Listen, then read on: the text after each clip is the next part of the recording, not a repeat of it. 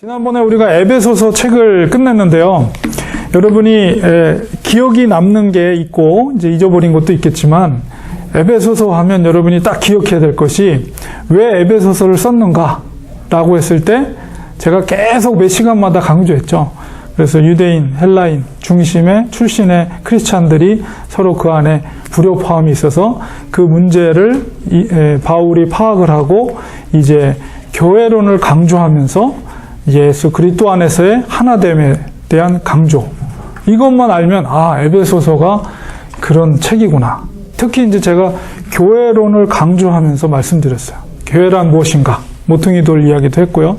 그러면서 서로 하나됨. 그래서 하나됨.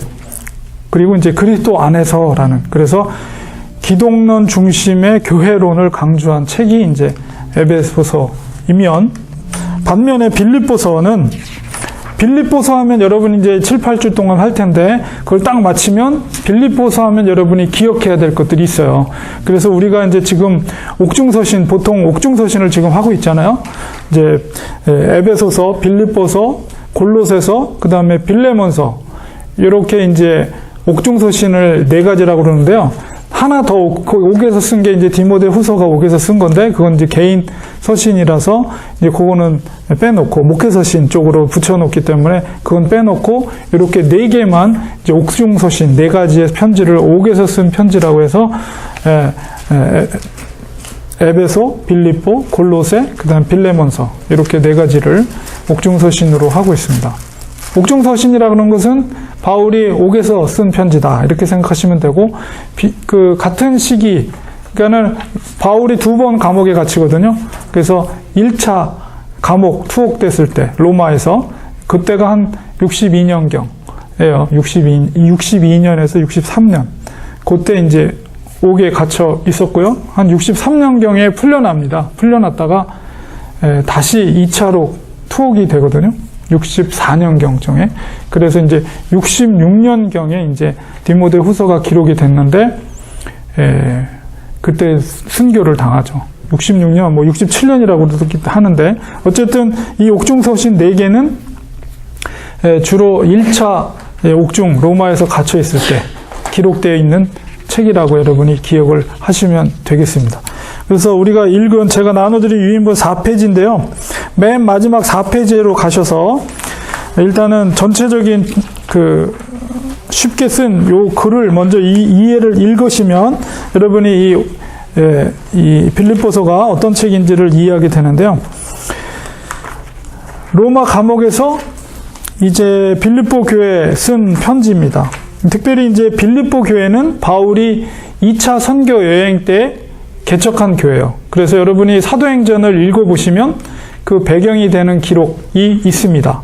특별히 이제 2차 선교 여행이 이제 시작됐을 때 사실 이제 바울이 원래 선교지로 선택했던 곳이 소아시아 쪽, 에베소 쪽이 있었던 소아시 쪽으로 갈랬는데 그것을 성령님이 막으셨고 거기서 북쪽으로 좀 가다가 흑해 쪽으로 가려고 했어요. 근데 그것도 성령님이 막으셨어요.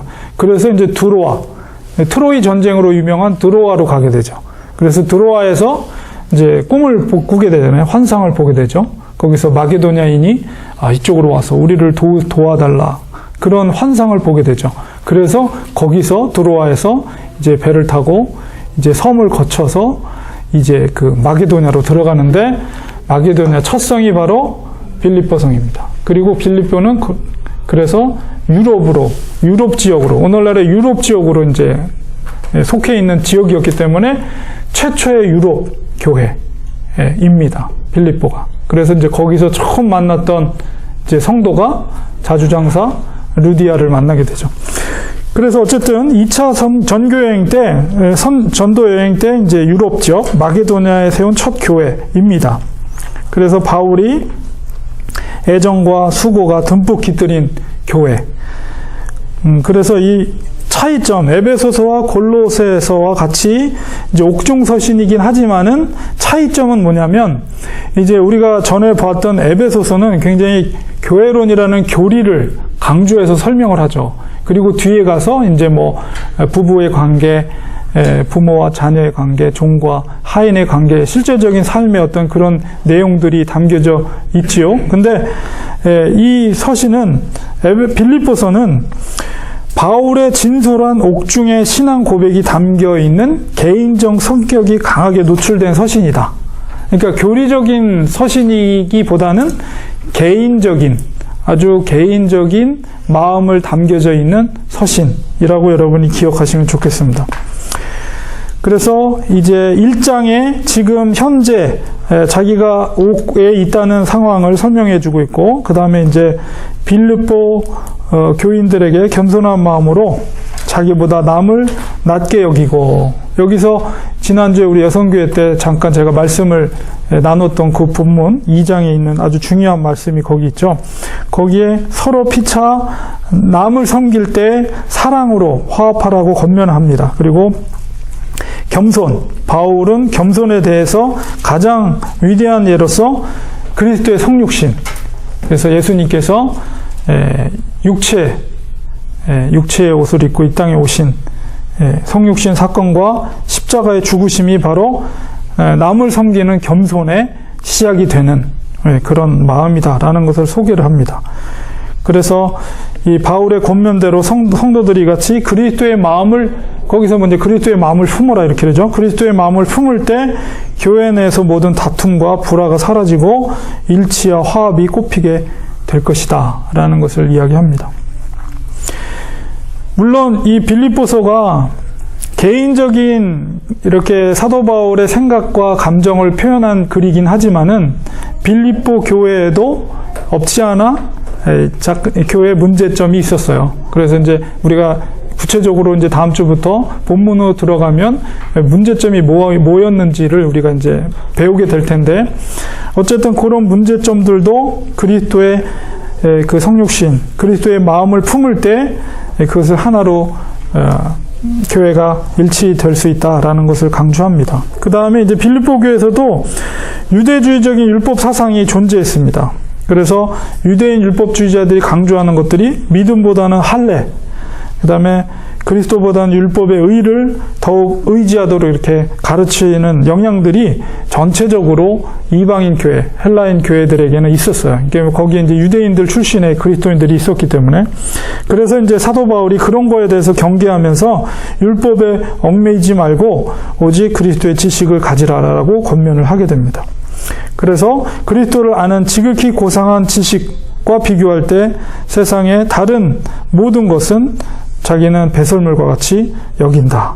다 무익한 것이다. 라는 것을 2장 7절 8절에서 일깨워 줍니다.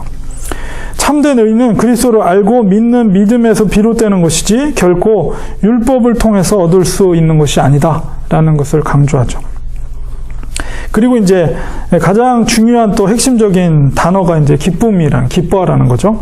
그래서 바울은 주 안에서 항상 기뻐하는 삶을 살 것을 촉구합니다. 하나님께서 그리스도 예수를 통해 성도에게 주시는 평강을 기쁨 중에 누리라고 권면합니다. 그래서 이제 기뻐하라 이런 말이 굉장히 많이 기록이 되어 있습니다. 그래서 4장 4절에서 9절에 성도가 모든 환경에서 그리스도의 평강을 누릴 수 있는 일체 비결을 배웠노라 하면서 이제 사도 바울이 그런 이야기를 하죠. 그래서 이 편지에는 기쁨이라는 단어가 16개, 16번 이상 강조되면서 이 빌립보서를 기쁨의 서신이다. 별칭으로 기쁨의 서신이다. 이렇게 말합니다. 그래서 오늘날의 어려운 환경에 처한 모든 성도들이 큰 용기를 얻고 기쁨 중에 승리의 삶을 살 수 있는 원천, 그런 말씀이 바로 이 빌립보서에 기록이 되어 있습니다. 그래서 전체적인 내용들을 보았습니다. 그 다음에 그 3페이지에 있는 그 마인드맵으로 되어 있는 빌립보서를 보면 기록 목적이 이제 3가지 정도 기록이 돼 있죠. 기록 목적. 빌립보 성도들이 보내준 헌금에 대해서 감사하기 위하여. 그러니까 사실 그 빌립보서를 쓴 목적은, 가장 큰 목적은 사도 바울이 고맙고 감사하는 거예요. 왜냐하면 연보를 보내줬어요. 이 빌립보 교회 성도들이. 이렇게 2번이나. 그래서 이제 그 가장 큰 목적은 사도 바울이 그 기쁨과 감사함의 이제 표현으로서 편지를 쓴 거죠. 그러니까는 그 편지 속에는 사도 바울이 그 빌립보 교회 성도들을 향한 정말 애정 어린 마음과 감사의 마음이 전체적으로 담겨져 있습니다. 가장 큰 목적이 바로 그거이고, 그 다음에 소소한 목적들이 박해 중에 있는 성도들에게 예수 그리스도께만 주시는 진정한 기쁨을 보여주기 위해서, 그 다음에 분열하는 빌립보 교회 그런 것을 하나로 또 뭉칠 수 있는 그것을 또 가르치기 위해서 이런 몇 가지 또 목적이 있습니다. 그리고 이제 빌립보서를 이야기한 배경 이렇게 또 설명이 되어 있는데요. 빌립보라는 도시는 역사적으로는 그 헬라 문명이, 그러니까는 서방의 문명과 동방의 문명이 섞이는 오리엔탈 그 헬레니즘에 가장 핵심적으로 있었던 알렉산더 대왕의 고향이기도 합니다. 이 빌립보서. 그래서 빌립보라는 도시는 바로 알렉산더 대왕의 아버지 이름이 빌립이었어요. 그래서 아버지의 이름으로부터 유래가 돼서 빌립보라는 지역이 정해지게 된 겁니다. 그리고 이제 역사적으로 보면 아우구스, 그러니까는 로마의 첫 왕이었던 아우구스, 그러니까 BC 42년경에 이제 전쟁이 그 가이사를 암살했던 브루투스와 전쟁을 벌이거든요. 그래서 거기서 승리를 거두면서 그 지역에서 이제 가까운 지역이었어요. 그래서 거기에 로마의 군인들이 많이 그 빌립보 지역에 살게 합니다. 그리고 거기를 로마처럼 모든 그 권한들을 주고, 그 다음에 세금이라든가 이런 걸 다 감면해줘요. 아우구스가. 그래서 거기에 있는 사람들이 대부분이 다 로마의 시민권을 갖고 있었어요. 그리고 굉장히 에베소에 살고 있는 것을 자부심을 갖고 있는 사람들. 그러니까 작은 로마와 같은 곳이다 라고 이렇게 명칭이 돼 있을 정도로 그 도시는 굉장히 로마 군인들이 많이 살고 있었던 지역입니다. 그래서 이제 자주장사 루디아가 단순하게 오늘날에 무슨 옷감 이렇게 파는 그런 여자가 아니고 군대의 텐트를 군납을 하는 큰 비즈니스 우먼이었어요. 그러니까 거기에 이제 군인들이 많고 그러니까 굉장히 큰 비즈니스를 하는 여자였습니다. 그래서 이제 처음으로 이제 바울을 만나서 복음을 받아들이고 자기의 집을 이제 복음을 전하는 이 교두부로 삼죠. 그래서 굉장히 부자인 여인이었어요. 그래서 처음에 이제 사도 바울이 그 지역에 갔을 때는 이제 항상 복음을 전하러 갈 때는 회당을 찾아가거든요. 그 유대인들이 보통 유대인들이 지을 때는 10명 이상이 되면 무조건 회당을 지었어요. 유대인들은 가는 곳마다. 그런데 회당이 그때 없었다는 것은 그만큼 그 지역에 유대인들이 많이 살지 못한 지역이다라는 것을 알게 되죠. 그래서 사도 바울이 회당이 없었기 때문에 이제 어디로 갔냐면 강가로 가서 거기에 있는 강가에서 뭐 빨래하거나 이런 안악들을 만나서 처음에 복음을 전하면서 거기서 이제 루디아를 만나게 되는 거거든요. 그래서 거기서 이제 루디아를 만나게 되면서 이제 복음을 받아들이게 되고 루디아 집을 오픈해서 이제 사도들과 같이 동역했던 사람들이 거기서 이제 복음을 전하는 역할을 하게 되죠. 그래서 이제 그런 복음이 전해지는 역할들을 하게 되고, 그 다음에 이제 이 빌립보서에 보면 우리의 시민권은 하늘에 있다. 그런 이야기를 하거든요. 이제 그게 바로 이런 빌립보 성의 특징으로서 거의 대부분이 로마 시민권을 갖고 있던 사람들이었기 때문에 바로 그런 시민권에 대한 강조를 하고, 그 다음에 이제 사도행전에서도 보면 이제 이 빌립보 성에서 이제 귀신이 들려서 그걸로 점을 치는 사람들, 그래서 그 여인의 귀신을 쫓아내고 이제 그렇게 되니까 거기서 그걸로 돈 벌고 있던 사람이 고소를 해가지고 바울이 이제 잡혀가잖아요. 근데 거기서 이제 변론하면서 나도 로마 시민권자다. 딱 그랬을 때 이제 깜짝 놀라잖아요. 이게 그런 배경 속에서 이제 그 사도행전이 기록이 되어 있는 거예요. 그래서 그 당시에 로마 시민권을 갖고 있다는 것은 굉장한, 그 도시에 있어서 작은 로마와 같은 곳이었기 때문에 굉장한 파워를 행사할 수 있는 그 배경이 되는 거죠. 신분이라는 것이.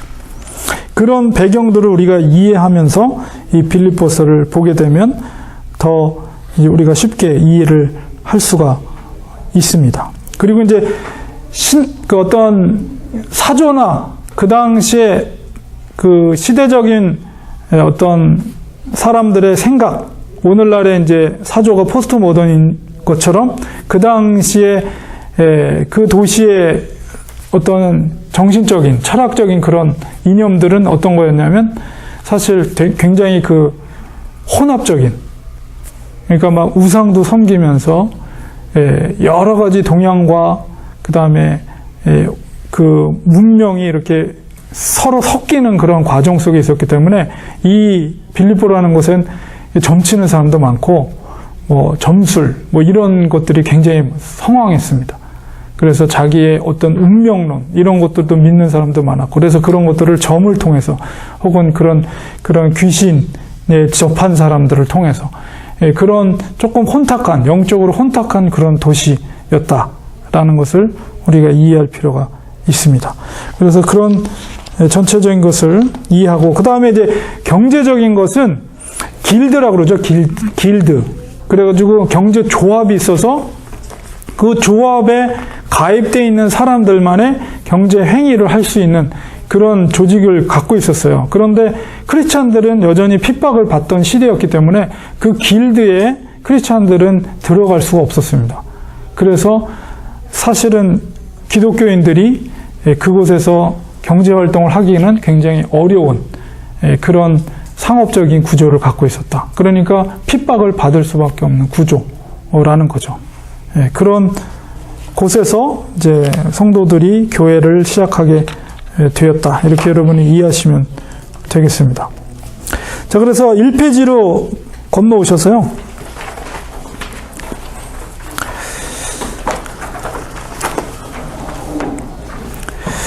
이제 그 중간쯤에 보면 자주장사 루디아도 만나고 그 다음에 거기서 이제 바울과 실라가 귀신 들린 여종 하나를 고쳐준 탓으로 옥에 갇히게 되죠. 그래서 이제 성령의 능력으로 옥문이 열리는, 그래서 이제 간수장이 자결하는 순간에 이제 그 감옥에서 어둠 속에서 멈춰라 하면서 이제 그 간수장이 그 바울을 만남으로 인해서 다 세례를 받고 집안 사람들이 다 세례를 받고 이제 주님을 영접하게 되는. 그래서 이제 자주장사 루디아뿐만 아니라 간수장도 이제 크리스찬이 되고 빌립보 교회가 이제 형성이 되는 그런 과정들을 우리가 사도행전에서 보게 됩니다. 그리고 이제 빌립보 교회 성도들은 빌립보에서 있다가 이제 밑으로 내려오죠. 맨 밑에는 이제 고린도까지인데 데살로니가 거쳐서 쭉 밑으로 내려오죠. 근데 데살로니가에서 많은 핍박이 있어서 사도 바울이 먼저 내려가고 디모데가 남아 있어 그랬죠. 근데 데살로니가로 갔을 때 사도 바울이 힘들 때 이제 헌금을 보내주죠. 빌립보 성도들이. 아마도 이제 루디아를 중심으로 한 그 성도들이 바울의 어려움을, 데살로니가가 더 핍박이 심한 도시였거든요. 그래서 거기 있을 때도 이제 사도 바울에게 헌금을 보내줍니다. 선교비를. 그리고 이제 오늘 본문 속에서도 이제 에바브로디도가 사실은 그 빌립보 교회의 담임 목사나 같은 분이에요. 네, 담임 목사님 같은 분인데 그분이 이제 또 헌금을 받아서 연보를 받아서 바울에게 전달을 해주고 심지어는 바울 옆에서 시종을 드는 역할도 하게 됩니다. 근데 이것을 통해서 뭔가 이 에바브로디도의 어떤 리더십에 빌립보 성도들과의 어떤 문제가 있지 않는가를 이제 짐작을 할 수가 있어요. 그래서 그것들도 본문 속으로 들어가면 자세하게 또 보도록 하겠습니다. 근데 이렇게 간병 시종을 들다가 중병에 걸려서 거의 죽게 되죠. 죽게 됐다가 하나님의 은혜로 다시 회복돼서 이제 빌립보로 다시 이제 돌아가면서 사도 바울이 에바브로디도를 천거를 해요. 그러니까 뭔가 리더십을 인정해주는 그런 편지를 이 빌립보서의 내용에 들어있거든요. 그러니까는 에바브로디도가 빌립보 교회 담임 목사였음에도 불구하고 사도 바울이 그렇게 천거하는 글을 썼던 것을 봤을 때 뭔가 리더십에 손상이 있지 않았는가, 성도들 간에 어떤 갈등이 있지 않았는가, 그런 걸 짐작할 수가 있습니다. 그래서 중재자 역할로서 디모데를 보내고 그다음에 에바브로디도에게 글을 천거하는 그런 글을 이제 빌립보서를 읽어보면 나옵니다. 이제 그런 내용들, 리더십에 대한 내용들도 기록이 되어 있습니다. 그래서 이제 이게 61, 62년경 쓴 것으로 되어 있습니다. 그래서 기록 목적은 아까 말씀드린 대로 가장 큰 거는 그 선교비를 보내준 거에 대해서 매우 감사하고 기뻐하는, 그리고 그 성도들을 향한 애정을 표현하는 그런 기록들이 담겨져 있습니다. 내용과 주요 사상을 보면 빌립보서에는 두 가지 논제가 있는데, 첫 번째는 복음입니다. 복음이 9번이나 기록되어 있습니다. 그래서 여기 보면 1장 5절, 1장 7절, 1장 12절, 1장 16절, 1장 27절, 그리고 2장 22절, 4장 3절, 4장 15절. 그래서 복음이라는 말이 이제 굉장히 강조해서 나오고 있는 것을 보게 됩니다. 그래서 복음의 중심을 이제 특별히 이제 두 구절, 빌립보서 2장 8절에 사람의 모양으로 나타나서 자기를 낮추시고 죽기까지 복종하셨으니 곧 십자가에 죽으심이라 해서 복음의 중심의 내용을 설명하고, 그 다음에 3장 9절에 그 안에서 발견되려 함이니 내가 가지고 있는 율법에서 난 것이 아니요 오직 그리스도를 믿음으로 말미암은 것이니 곧 믿음으로 하나님께로부터 난 의라. 이렇게 해서 복음의 내용, 중심을 설명합니다. 그래서 앞에 있는 2장 8절에는 바로 복음은 그리스도가 사람을 위해 죽으셨다. 결국 성도를 위해, 하나님의 사람들을 위해서 죽으셨다는 내용이고, 두 번째 거는 하나님 앞에서 그리스도를 통해서 우리가 의를 갖게 되었다라는 것을 설명하고 있습니다. 그래서 복음에 대한 중심을 설명하고 있고, 그 다음에 두 번째 논제는 기뻐하라는 거예요. 기쁨. 사실 겉으로 보기에는 사실 그 옥중에 있기 때문에 기뻐할 처지가 아님에도 불구하고 옥 바깥에 있는 자유인들에게 너희들은 기뻐하라, 주 안에서 기뻐하라, 계속해서 강조를 합니다. 그래서 바울이 교인들을 생각할 때 기뻐하는 것은 1장 3절에 외모로 하나 참으로 하나 전파되는 것은 그리스도이며 그리스도를 위한 개인적 재물과, 또 개인적 재물이라는 것은 이제 그런 얘기를 하죠. 자기가 성도들을 위해서 내가 전제로 드려줘도 나는 기쁘다, 이런 고백이 2장 17절에 되어 있죠. 그리고 그 친구들의 선물과 호의로 또 기뻐하는, 그래서 기쁨의 서신이다. 여러분이 이렇게 이해를 하시면 되겠습니다. 그래서 이제 이 페이지에 보면은 이제 전체적인 내용 분해가 있고요. 그 다음에 내용 요약 중간에 보면 기쁨의 서신이라고 해서 기뻐하다라는 건 말이 8번, 기쁨이라는 말이 5번이 기록이 되어 있습니다. 그리고 이제 옥중서신으로서의 하나다라는 것을 하고, 그 다음에 전체적인 내용은 개인적인 친교에 대한 감사, 동역자들과의 개인적인 관계, 그 다음에 율법주의에 대한 개인적인 경계, 그리고 최후의 훈계와 인사, 이렇게 4장으로 되어 있습니다. 그래서 길지 않은 책이기 때문에 여러분이 우리가 이제 구체적으로 다음 주부터 본문을 들어가서 이제 성경을 공부하게 될 텐데요. 이제 가장 빌립보서 하면은 기쁨의 서신, 그리고 이거는 다른 서신, 옥중 서신과 다르게 교리적인 내용이라기보다는 개인적인 사도 바울의 어떤 기쁨, 그다음에 권면, 뭐 이런 것들이 담겨져 있다는 것. 그리고 이제 무엇보다도 강조되는 것은 이제 하늘의 시민권, 우리의 시민권이 하늘에 있다라는 걸 또한 강조를 하고 있습니다. 그리고 소소한 어떤 교회 어떤 문제들이 몇 가지가 있는데, 뭐 아까도 말씀드린 것처럼 에바브로디도나 그런 리더십의 문제, 그 다음에 교회 안에 약간의 분열의 문제가 있었어요. 그래서 뒤에 보면은 유오디와 순두계라는 여성도거든요. 그 두 여성도 간에 뭔가 갈등이 되게 있었던 것 같아요. 그래서 심한 경우는 그 두 여성도 때문에 교회가 쪼개질 수 있는 상황이라는 어떤 그런 분위기가 그런 것에 대해서 이제 사도 바울이 또 얘기하는 게 있고, 그 다음에 유대주의자들, 율법주의자들에 대한 성도들의 교회에 대한 공격, 이런 문제들에 대해서 어떻게 할 것인가에 대한 것을 사도 바울이 이야기하고 있습니다. 그러나 가장 중요한 목적은 그 어려운 가운데도 헌물을 보내줘서 자기에게 큰 힘과 위로가 된 것에 대해서 감사의 편지다. 고마움을 표현하는 편지다. 여러분이 이렇게 이해를 하시면 전체를 바로 이해한 것이라고 볼 수가 있습니다. 그래서 전반적인 것을 오늘은 살펴봤어요. 그래서 빌립보서가 이런 내용이구나. 그리고 이런 것들은 이제 좀 더 구체적으로 본문으로 들어가면 이제 자세하게 이야기하게 될 것입니다. 그래서 위로가 필요할 때, 힘들 때 우리에게 기쁨이 되는 서신이 이 빌립보서 책이다라는 것을 여러분이 이해하시고, 그 다음에 이제 사도행전을 참고적으로 사도 바울이 이 교회를 개척하는 과정 속에 있었던 사도행전을 여러분이 같이 읽으시면 더 도움이 되리라고 봅니다. 오늘은 여기까지 하겠습니다. 기도하고 마치겠습니다.